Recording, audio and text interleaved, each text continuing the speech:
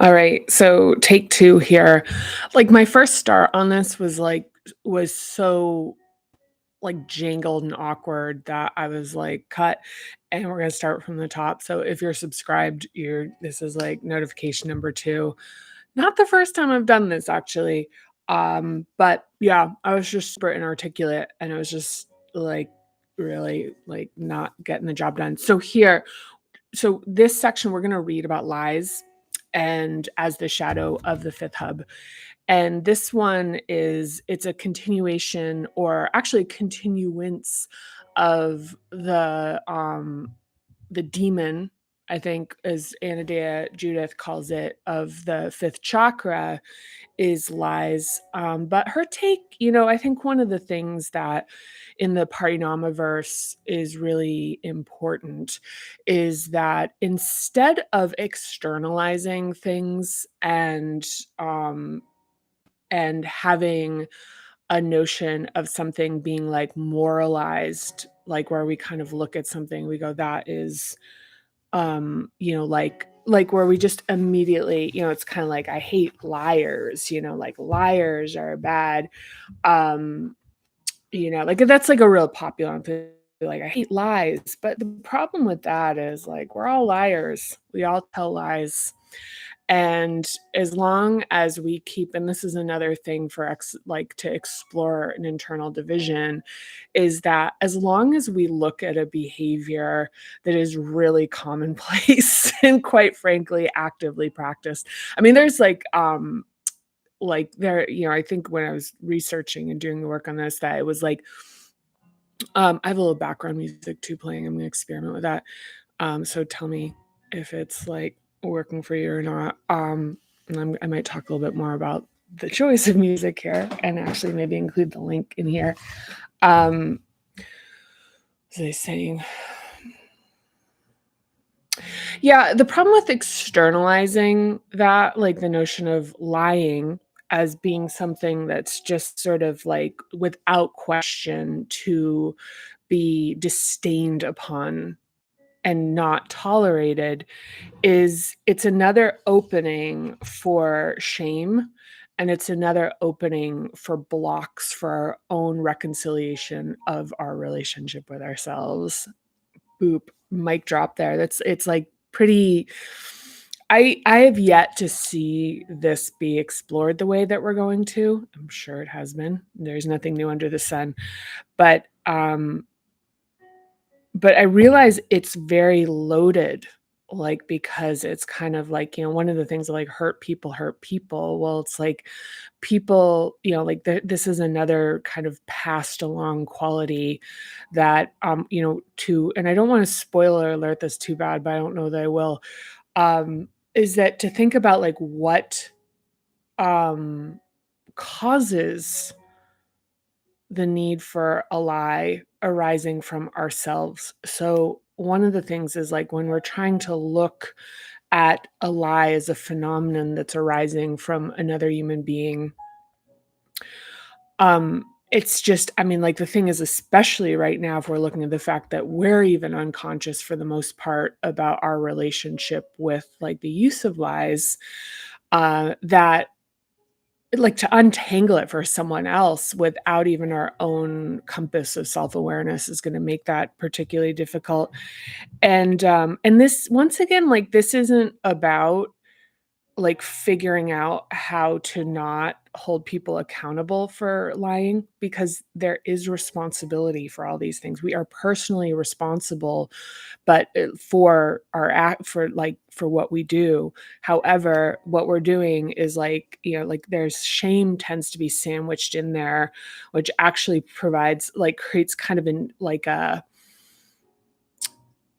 I wouldn't even call it buffer, but an insulator from accountability, because the shame actually is so loud and actually causes so much difficulty in being able to like actually like like look at what we've done. Because think about what the consequence of shame is. Like shame is basically saying that you're so inherent, like that your entire being is like, I mean, like I mean, the words aren't even coming to me, but like the idea, like shamed is like just a shockwave through your system of your worthiness and your connection with yourself, that there's something that about you that is just makes you completely separate from the human race, the human experience, and even your own, divinity. Like just it's such a separation.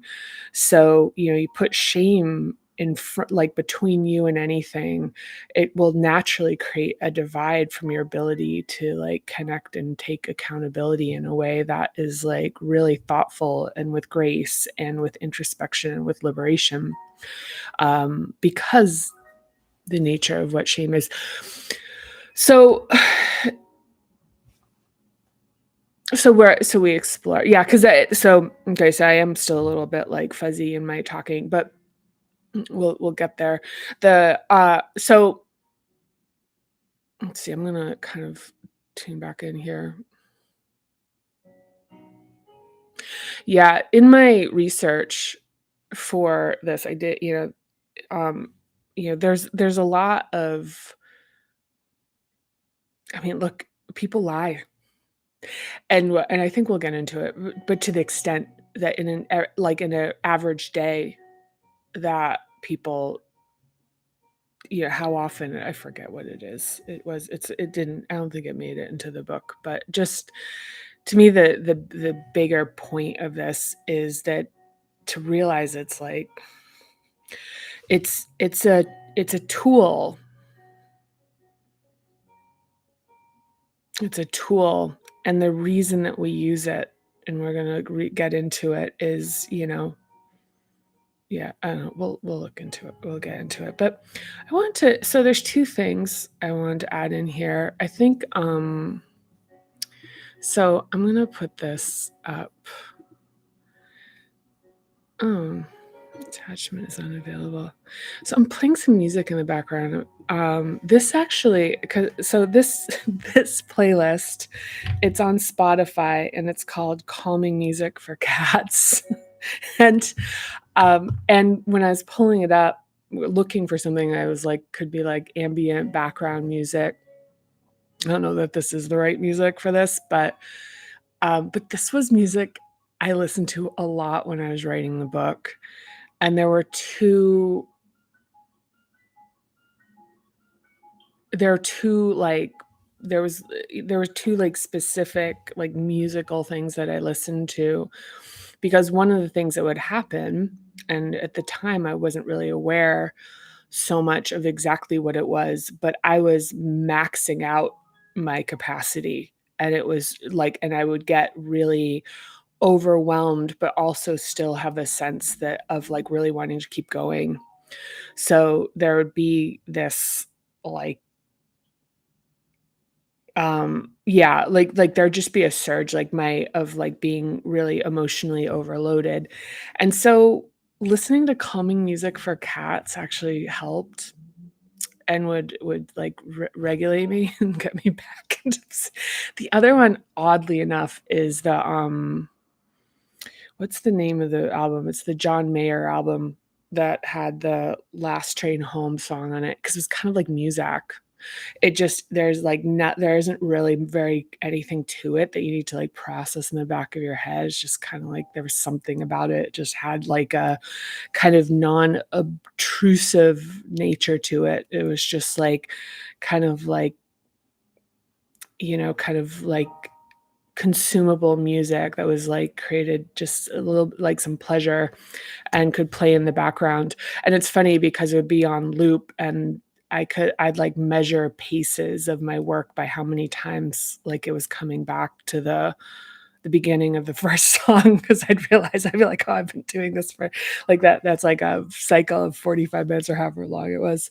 But the other thing I want to share, and before we get into the reading, is Kristen, I want to shout you out, sent me this poem.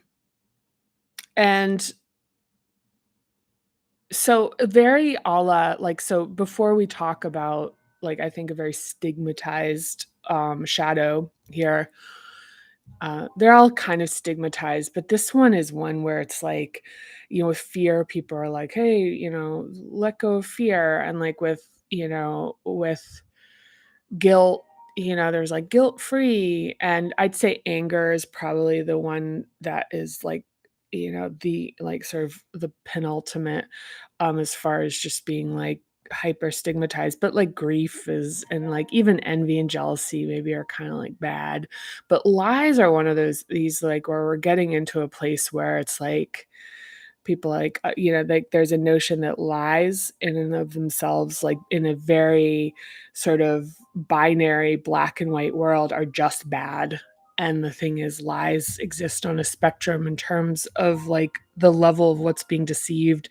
And also, like, we'll get into it, which is like looking at like why we be reaching for something like this. And yeah, and I'll talk more to that. But it's a really short poem, and let me think for a second.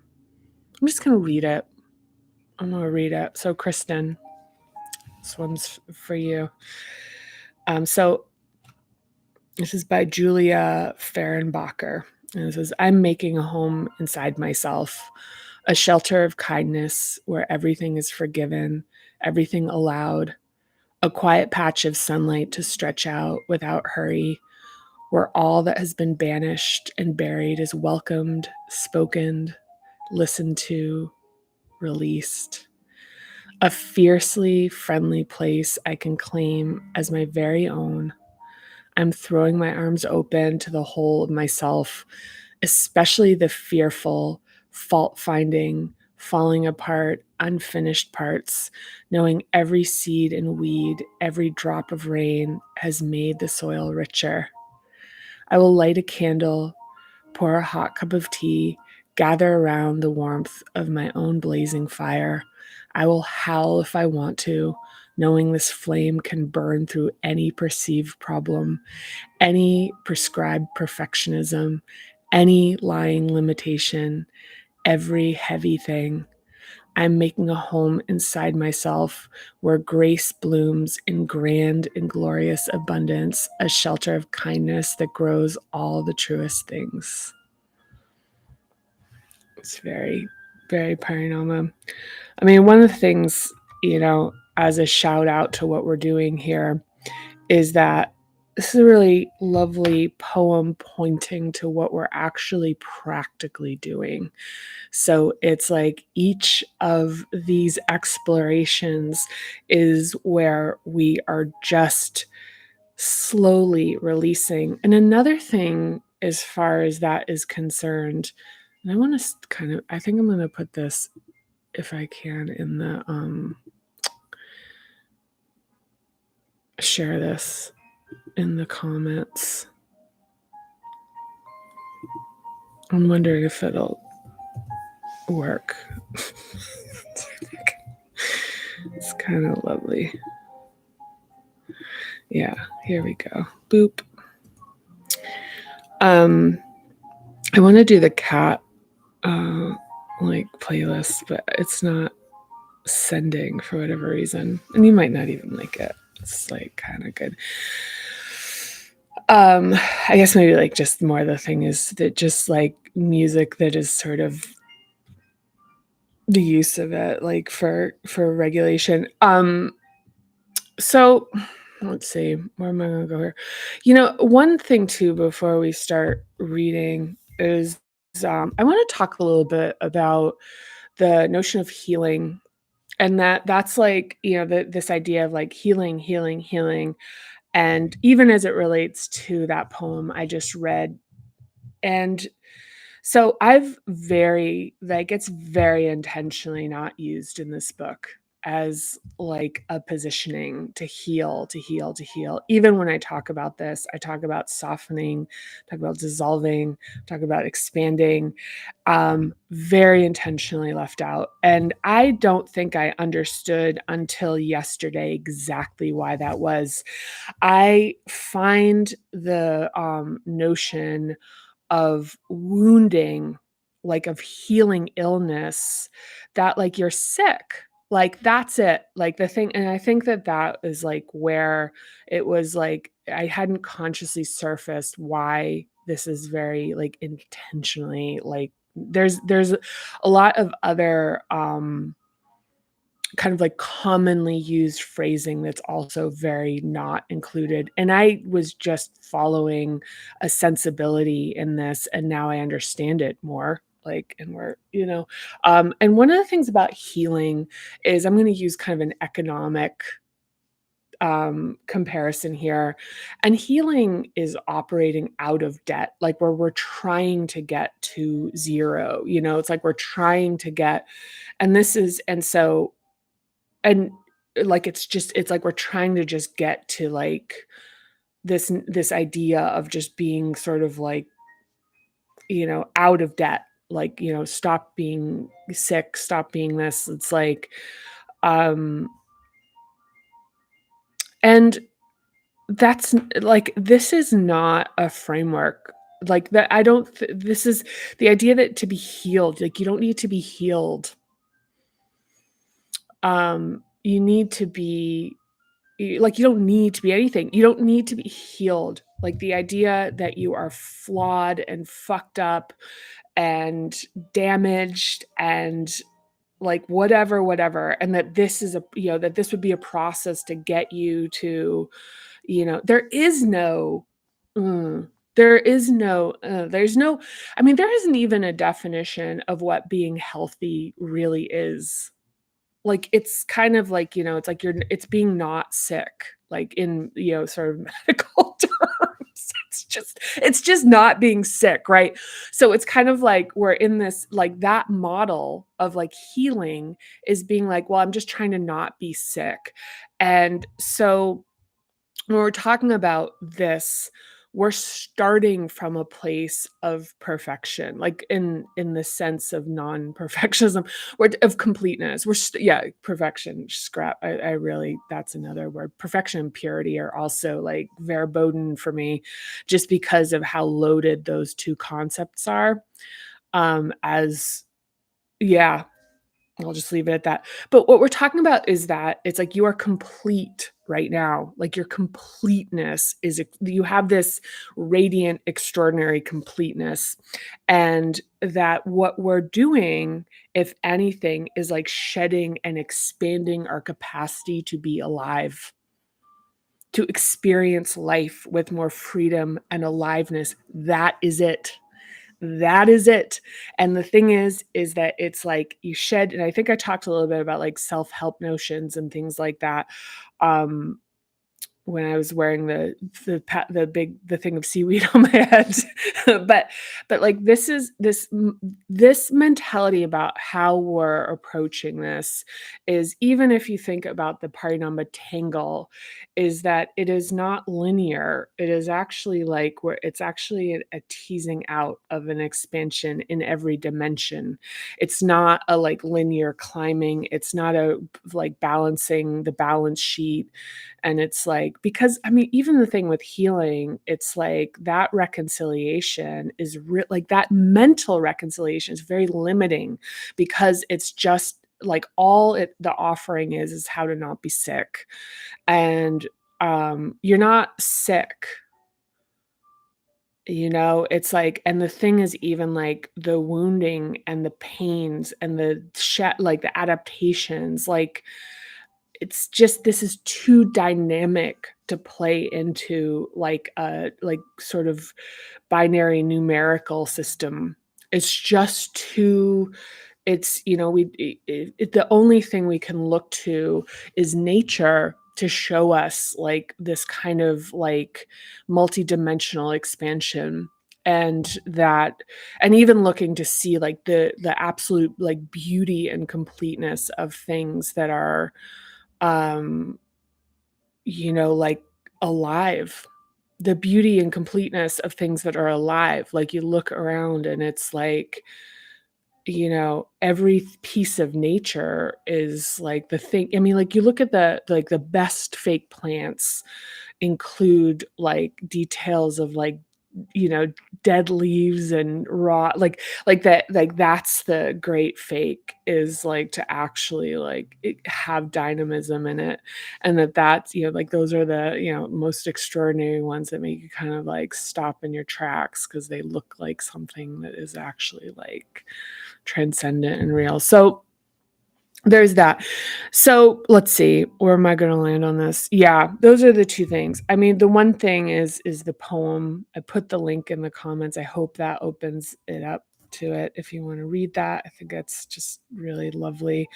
And also that like you don't need to be healed. You're not broken. There's nothing wrong with you.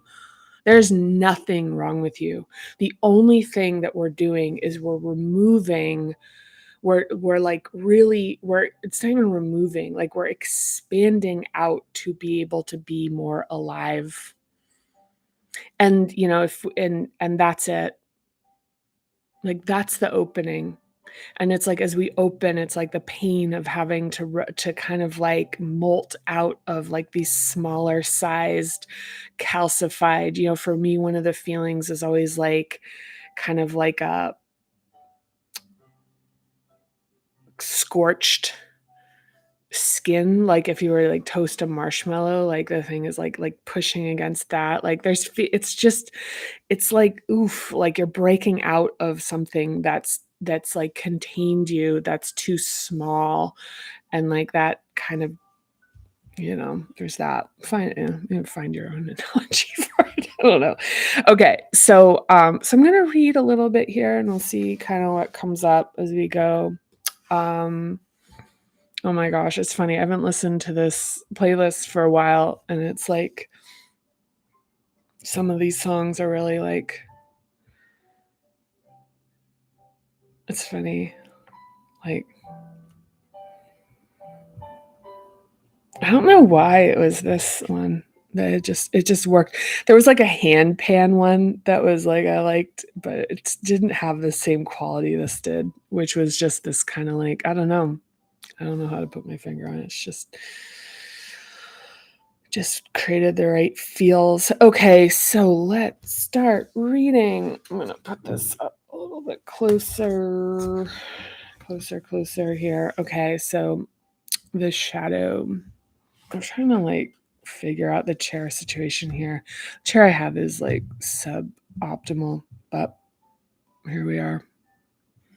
I also like I want to take a sip of my coffee, but I'm really afraid it's gonna make me start sweating. I don't know.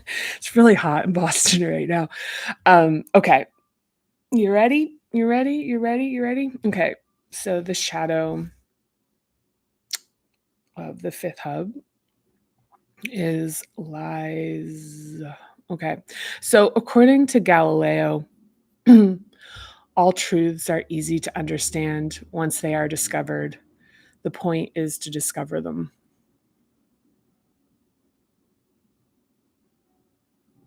Yeah. Yeah, so all truths are easy to understand once they are discovered. The point is to discover them. So, Galileo, he was convicted of heresy by the Catholic Church for his heliocentrism in 1633 and placed under house arrest until his death. The church's position against Galileo was reversed in 1992. Just It's rumored that during his trial, Galileo mumbled "El per si muove," and which means "and yet it moves," referring to the Earth's relationship to the sun. Speaking truth to power is rarely well received, but the truth will never stay hidden forever.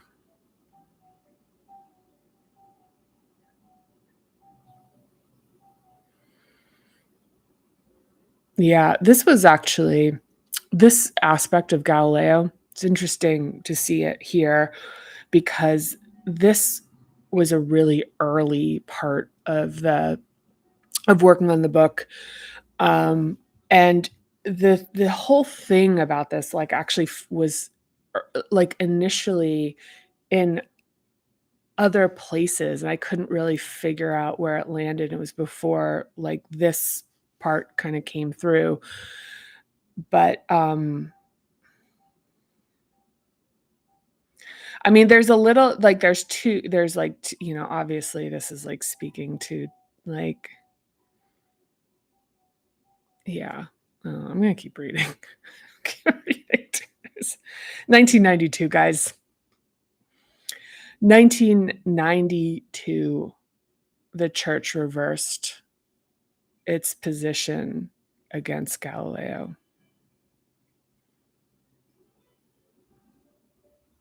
1633 was when he was, like, shunned and excommunicated. Yeah. And yet it moves. And yet it moves. I love that. El per si movere. I mean, like, the more I read it, it was like, it was unclear whether he'd actually, that's just, sort of a, I don't know, like one of those, like, stories, but I still love it. And yet it moves. So lies and deception are in the shadow of both the fifth and the sixth hub. Lies are what we speak and hear, fifth hub, and deception is what we conceal and intentionally hide from others, the sixth hub. We're often taught a black and white morality about lying, but practical reality tends to be a bit grayer. When I was a kid in the 1980s, I learned from a friend's father, a long haul trucker, that he kept 2 logbooks to record his mileage, one for the cops and one for his boss. He told us that the cops enforced truck driver fatigue laws, the cops enforced truck driver fatigue laws, while the bosses paid more if the truck drivers drove farther, faster, which meant sleeping less. Furthermore, the trucker said that both the cops and the bosses knew about the practice but pretended to be unaware of it because each party was getting the information it wanted. At the time, I was fascinated. Well, it's universally agreed that lying is wrong. I remember thinking that if I wanted to be in good favor with everyone, it seemed impossible to avoid telling a few fibs. I also asked my friend's father which log was the correct one, and he told me the truth was always somewhere in between.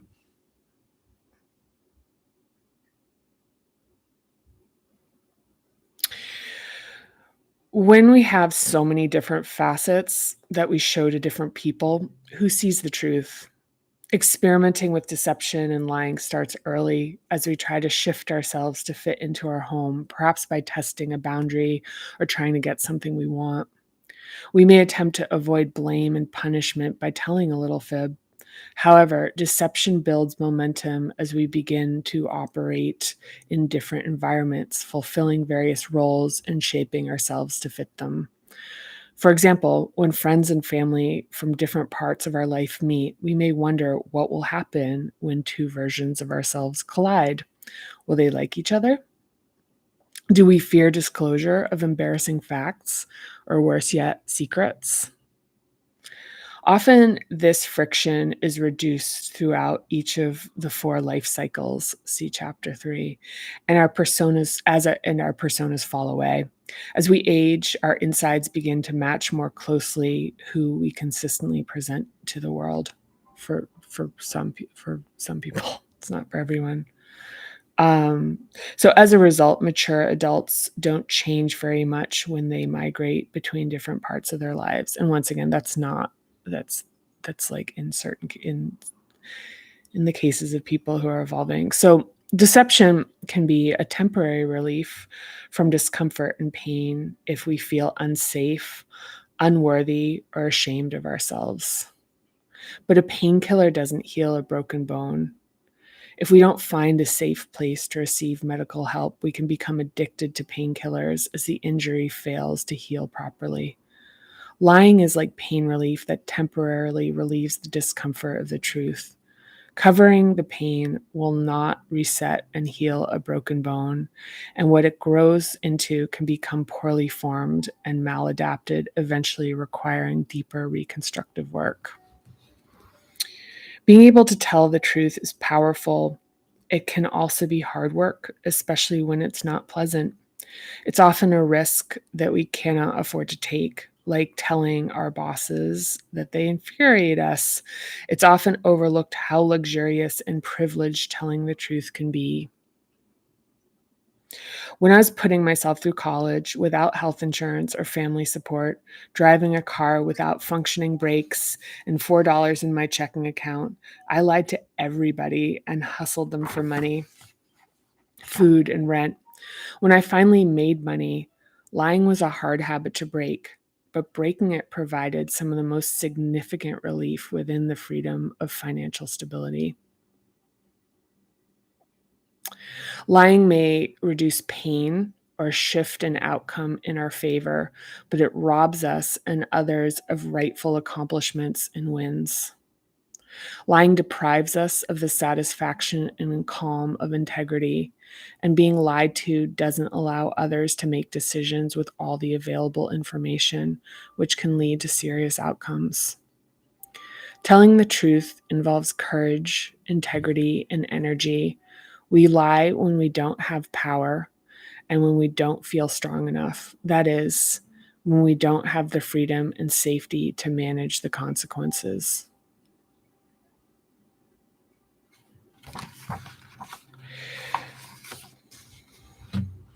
So, here's what we're talking about here, and I understand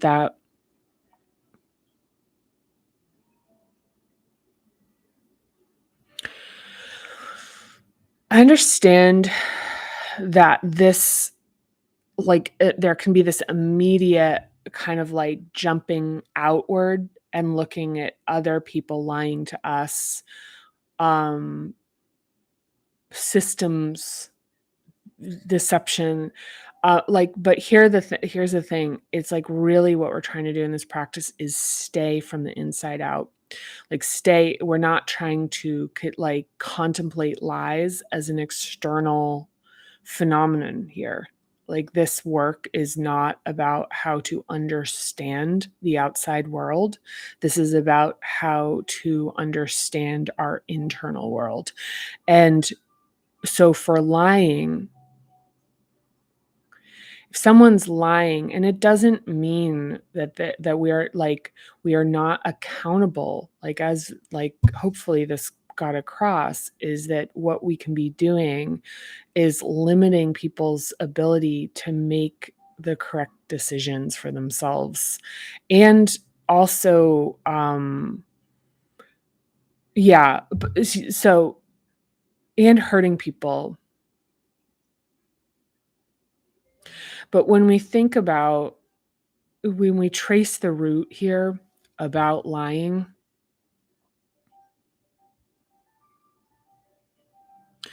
especially when we're doing this like reconstruction in ourselves about finding our sovereignty, our sovereign nature, and like our internal power and our sense of our emotion, our emotional capability to feel deeply, to feel safe, to feel connected with people, to feel worthy. I remember when I used to lie, there was this really natural thing where it was like, even if I had something that was really great, I had to like make it a little bit more like I would lie about the next, like having a little bit more than I had, or being a little bit this than I and it was like this inherent sense of low self-worth, which was like, if I have it, even if it's impressive, it needs to be a little bit more. It just needs to be a little bit more. Like, whatever I am isn't enough, so it just needs to be a little more. It needs to be a little more. And so it would lead to I remember like observing myself tell perplexing lies about just like little, like where I just like it was an imperceptible amount of like yardage gained in terms of like what I was lying about, but somehow it was like fulfilling and matching my sense of self. which was that, like, if I have it, it's not impressive, it's not enough, and wanting people to admire me, wanting that because I didn't have those feelings in myself. So it was like, so to want other people's adoration just because it was like, the kind of rainfall, the cool rainfall of people's approval, adoration, because it was just such a desert inside of me. So, and it was like the idea that, like, from an inside out thing where they're just the notion of like what's inside me could never be gain that. And so one of the issues with that is that then the adoration was traveling back through a lie, so then I couldn't even fully receive it because on some level there was the notion that they weren't admiring the truth of what the situation is. So it's like it's a blocker from like a direct connection. So it's a buffer, it's an insulator, it's a protection, it's a, like in this particular way, um from like feeling worthy, feeling like you don't have enough, feeling afraid, feeling like there. But the thing is, it's like any buffer and protection is that it ultimately um is blocking everything out. So the return is not received. And how could it be? Because people are responding to something that isn't real. So it's like putting it out there to get adoration, where it's like, it's like what you have to do, how you have to contrive yourself to actually like receive that is like you never, the truth, like back to the Galileo thing, the truth is always, like it's just how do the truth is always like present, and it's just really like how much adaptation and configuration and rationalization and kind of like contortion that we put into trying to make the the deception work. And at the heart, if we trace the root back, it is just a very hurt, vulnerable component of ourselves that didn't get its worth fully developed, didn't get its sense of safety fully developed, didn't get its sense of power, didn't get its sense of like feeling. Because it can also be a misdirection. So I mean there's probably like infinite ways this is a strategy to support like underdeveloped lower hubs. But this is for, the thing. I think one of the things that I point to here is that, like, was a like the difficulty of the process of kind of like coming clean, because I'd actually formed a notion of who I was that was different than who I was, because it was so painful to deal with my lack of a family supporting me. Like there was just such an issue, there's just such a thing, like the combination of not having the hubs be developed to be able to process and handle this, and then actually have the situations that need really well developed hubs. So, I mean, it's, there's that. Um, so yeah, so I mean, so the thing that I would recommend for this is, um,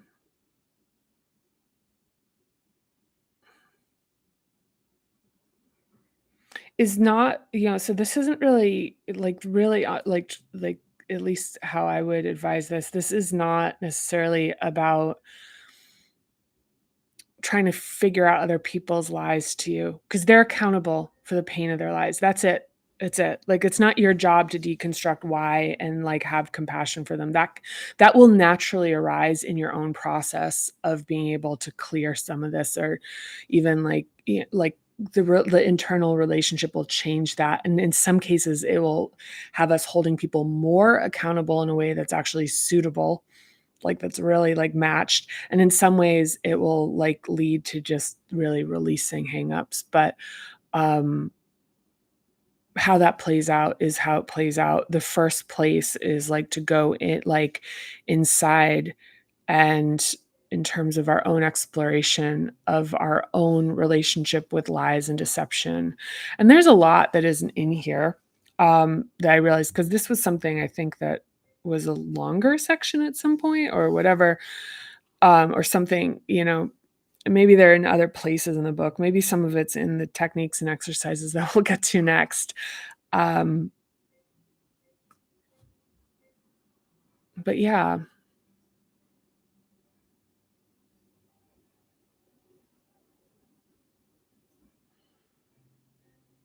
Yeah, shame is such a thing.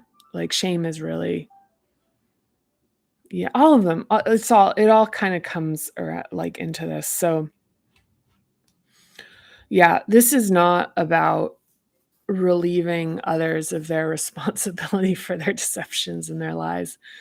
I know I'm repeating myself, but it's just a really important thing where it's like coming into even understanding these aspects of like the parts of ourselves that we show to people. And then even like some of the like, yeah,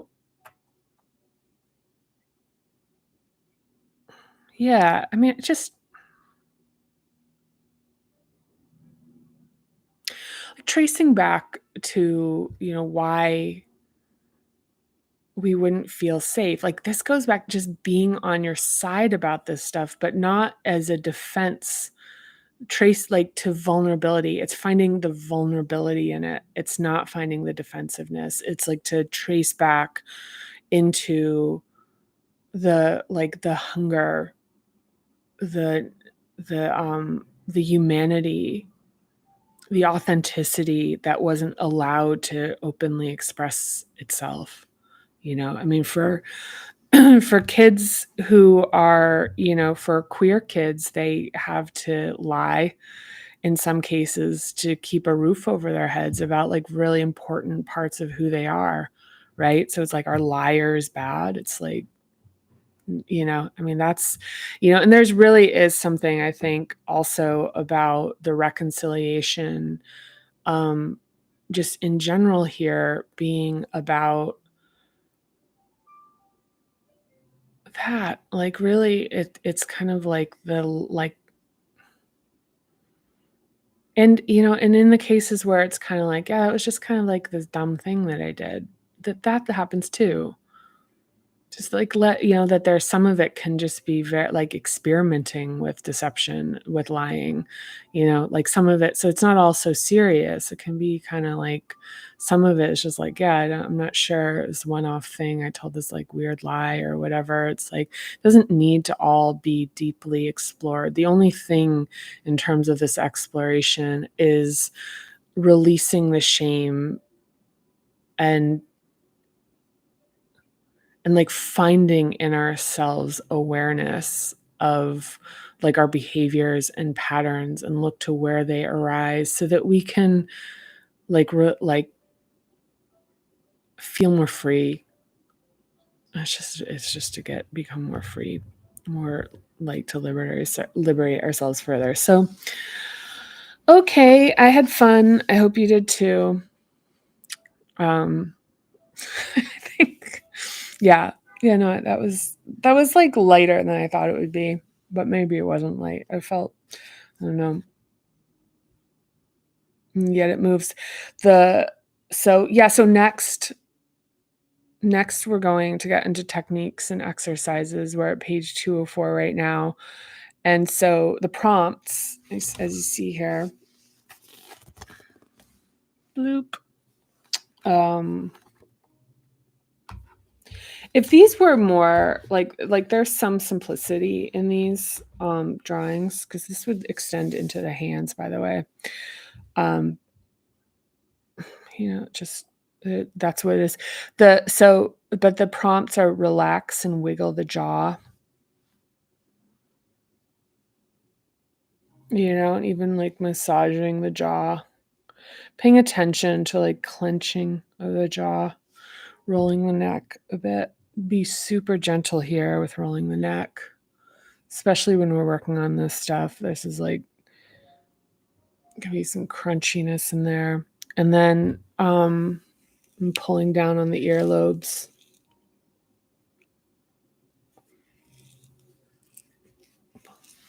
And that one says massage the jaw. So yeah.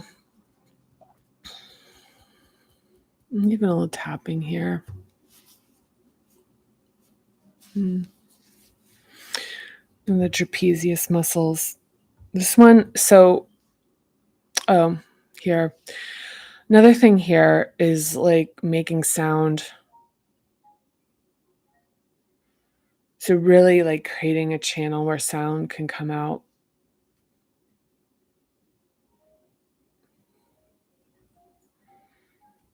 And finding like that even like that can get rusty if it's not flushed on the regular.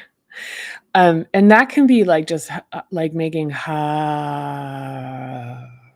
finding vibration, because it's vibration. Actually, that's one thing I'll add in here. Yeah, it's vibrationalness. And even when I was talking about like the effect of the concert, like it was the vibrationalness of like like in my cells that I felt afterwards as being like feeling like disorganized. Yeah. And thank you, Kristen, also for that video. That was really validating. And the things that you shared with me about that was really helpful for even contextualizing it. Yeah. Okay. All right. That's it for now. Thanks. I'll see you. So tomorrow we've got, we're going to get into the fundamentals of the techniques and exercises. We're moving right along here. Page 2045. Okay. That's it. We did it. Okay. Bye. I'll see you soon.